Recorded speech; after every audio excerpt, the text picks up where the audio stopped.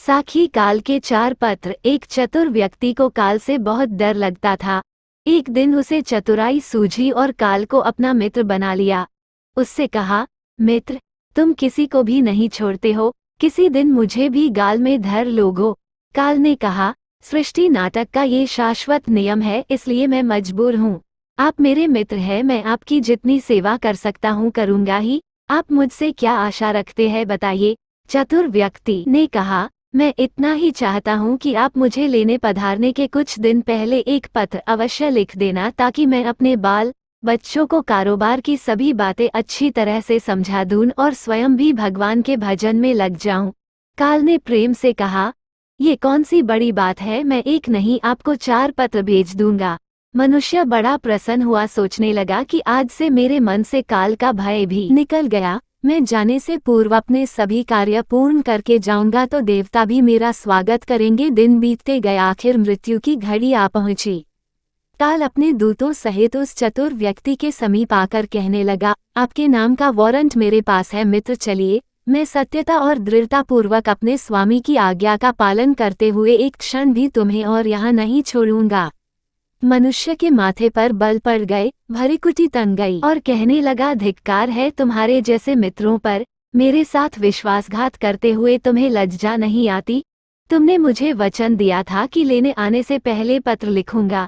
मुझे बड़ा दुख है कि तुम बिना किसी सूचना के अचानक दूतों सहित मेरे ऊपर चढ़ आए। मित्रता तो दूर रही, तुमने अपने वचनों को भी नहीं निभाया। काल हंसा और बोला, मित्र, इतना झूठ तो न बोलो, मेरे सामने ही मुझे झूठा सिद्ध कर रहे हो। मैंने आपको एक नहीं 4 पत्र भेजे, आपने एक भी उत्तर नहीं दिया। मनुष्य ने चौंक कर पूछा, कौन से पत्र? कोई प्रमाण है? मुझे पत्र प्राप्त होने की कोई डाक रसीद आपके पास है तो दिखाओ। काल ने कहा, मित्र, घबराओ नहीं, मेरे 4 पत्र इस समय आपके पास मौजूद है।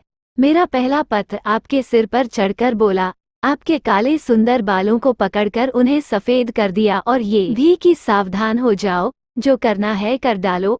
नाम, बढ़ाई और धन संग्रह के झंझटों को छोड़कर भजन में लग जाओ। पर मेरे पत्र का आपके ऊपर जरा भी असर नहीं हुआ।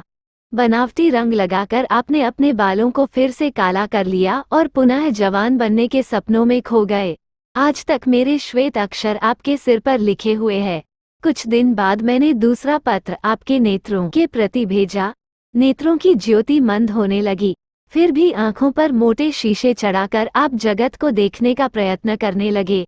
2 मिनट भी संसार की ओर से आंखें बंद करके ज्योतिस्वरूप प्रभु का ध्यान मन में नहीं किया। इतने पर भी सावधान नहीं हुए तो मुझे आपकी दीनदशा पर बहुत तरस आया और मित्रता के नाते मैंने तीसरा पत्र भी भेजा।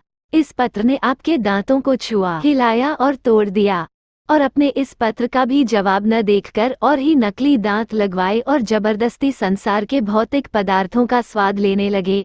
मुझे बहुत दुख हुआ कि मैं सदा इसके भले की सोचता हूँ और यह हर बात एक नया बनावटी रास्ता अपनाने को तैयार रहता है।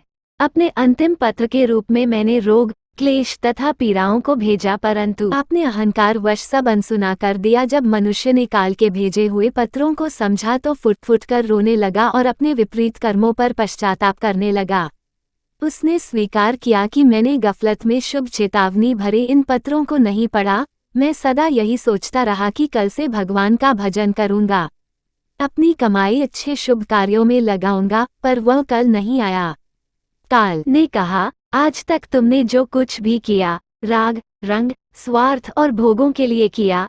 जानबूझकर ईश्वरीय नियमों को तोड़ना जो करता है वह अक्षम्य है।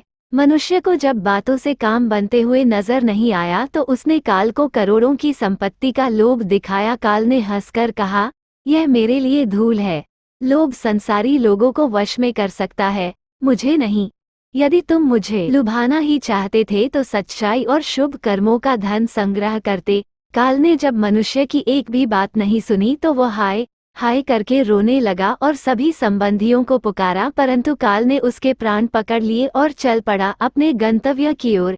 सीख, समय के साथ उम्र की निशानियों को देखकर तो कम से कम हमें प्रभु की याद में रहने का अभ्यास करना चाहिए। और अभी तो कलयुग का अंतिम समय है, इसमें तो हर एक को चाहे छोटा हो या बड़ा सबको प्रभु की याद में रहकर ही कर्म करने हैं। आपको ये साकी कैसी लागी कमेंट्स में जरूर बताएं और यूट्यूब चैनल सब्सक्राइब करें।